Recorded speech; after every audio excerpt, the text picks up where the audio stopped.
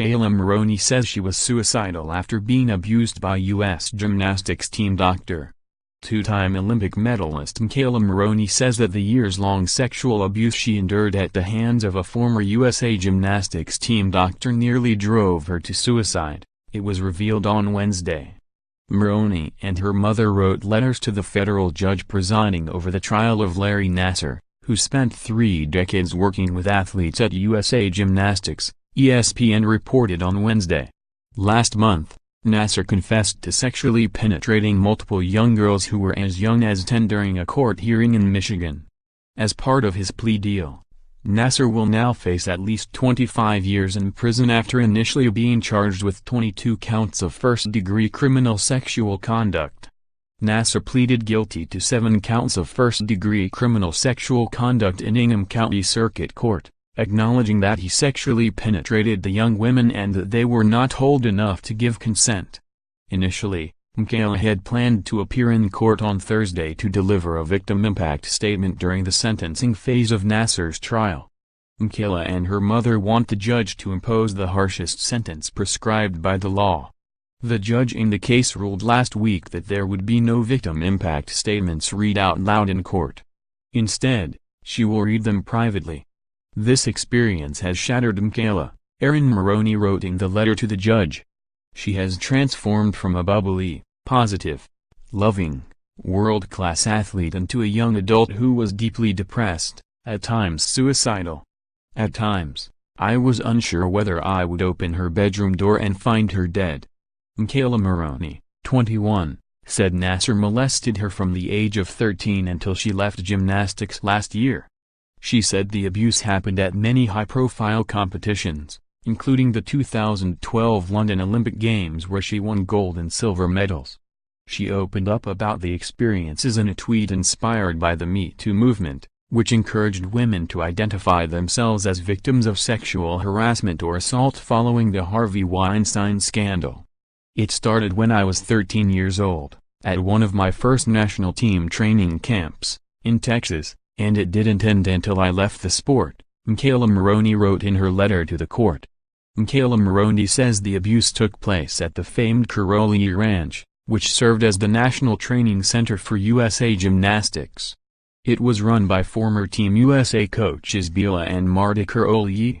Because the national team training camps did not allow parents to be present, my mom and dad were unable to observe what Nassar was doing. Erin Maroney wrote that she and her husband were not allowed to stay with McKayla when the gymnastics team traveled abroad and that sometimes we were not even in the same hotel. "We were never allowed to the U.S. Olympic Training Center at the Karolyi Ranch nor any other training facility," Erin Maroney wrote.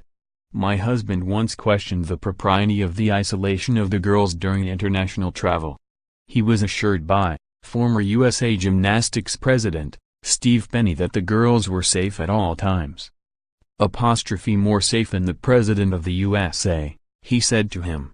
We now know that this was a lie." Penny resigned in March due to mounting criticism over USA Gymnastics' handling of the allegations against Nassar. Erin Maroney describes in graphic detail how Nassar drugged her daughter and penetrated her sexually. "I learned a few weeks ago from my daughter that at the World Championships in Tokyo, Nassar drugged her, made her lay nude on a treatment table, straddled her and digitally penetrated her while rubbing his erect penis against her," Erin Maroney wrote. "She was only 15 years old. She said to me, 'Mom, I thought I was going to die.' I cannot tell you the anguish her dad and I feel and the responsibility we feel for not being aware of this or being able to stop it." McKayla Maroney also describes the incident in her letter to the judge. "Nassar had given me a sleeping pill for the flight, and the next thing I know, I was all alone with him in his hotel room getting treatment," the Olympic champion writes.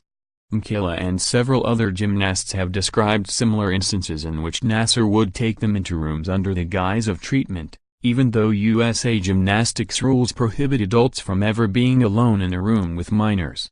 The instances of abuse took place at the Karolyi Ranch, in hotels during international competitions, and at athlete storms during the Olympics. "It happened in London before my team and I won the gold medal, and it happened before I won my silver medal," At the 2012 London Olympics, McKayla Maroney wrote, McKayla and her mother both criticized Nassar and the institutions that they say enabled him, USA Gymnastics, the US Olympic Committee, and Michigan State, which employed Nassar full-time as a trainer. Our daughter was totally failed by USA Gymnastics, by Michigan State University and by the US Olympic Committee, Erin Maroney wrote. No one from the USOC has ever reached out to me or my husband or my daughter to inquire about her well-being. Not once. No one has apologized. After McKayla spoke with an investigator with USA Gymnastics in July 2015, USA Gymnastics and the USOC kept the knowledge of Nassar's status as a child molester secret from Michigan State University after 2015 and even said nothing when he ran for school board in his local school district. Victima disclosed that she was 10 years old the first time she was sexually assaulted by Nassar. At Twistars, Nassar would come on Monday nights to treat the gymnasts. Nassar would use the back room at the gym to work. This particular Monday, Victima signed up to see Nassar. Nassar was to readjust her ribs. While pressing on her back, Nassar pulled her leotard up and touched her vagina. Victima stated Nassar's bare hand and fingers went in between the flaps of her vagina. Victima stated she felt grossed out. Nassar did not wear gloves, did not tell her he would be vaginally penetrating her, nor did he obtain consent from either Victima or Victim A's parents. Victim B stated her mother would sit in front of her. Nassar would massage her buttocks, hamstrings, and IT bands. As Nassar massaged Victim B, he would put his fingers in her vagina and thumb in her anus. Victim B stated that one time, he wiggled his finger in her vagina. Nassar would penetrate her vagina and anus during the entire appointment, which was about a half hour. Victim B was under the age of 13 at the time of each of these assaults. Victim C was 15 years old when she was treated by Nassar. Victim C's first appointment with Nassar was on February 2, 2000. Nassar evaluated Victim C. Nassar told her that her back muscles were not firing properly, causing extra back pressure. Nassar suggested myofascial release and osteopathic sports massage. While she was standing, Nassar inserted 2 fingers into her vagina. Victim C reported she was aware of intervaginal treatment, but didn't know what it looked like. Nassar did not wear gloves and did not obtain consent from Victim C or her mother. Victim D stated Nassar massaged her vagina underneath her underwear and put his hand inside her vagina. Nassar did not use gloves or lubricant. Victim D and her mother were never told by Nassar that he would be vaginally penetrating her, nor did they consent. Victim E stated that Nassar told he was performing myofascial release on her. During the procedure, Nassar went underneath the shorts and her underwear and penetrated her vagina. Nassar moved his fingers inside her vagina for more than 10 minutes. He was not wearing any gloves. Neither Victim E nor her parents were told by Nassar that he would penetrate Victim E's vagina, and they did not consent. Victim F stated that when her mother was in the room, Nassar covered her with a sheet. If her mother stood up to see what was happening, Nassar stopped penetrating her. Victim F stated that the penetration became more aggressive and invasive over time. During her appointments, she would grit her teeth to prevent from yelping in pain. Nassar would anally and vaginally penetrate her for approximately 45 minutes. Nassar would also touch her breasts. Victim F stated that at times, Nassar would have one hand in her vagina with the other on her breast. Victim G reported she saw Nassar weekly. Victim G stated she was vaginally penetrated during most of these appointments. Victim G stated she would take off her t-shirt and Nassar would pull down her shorts and underwear.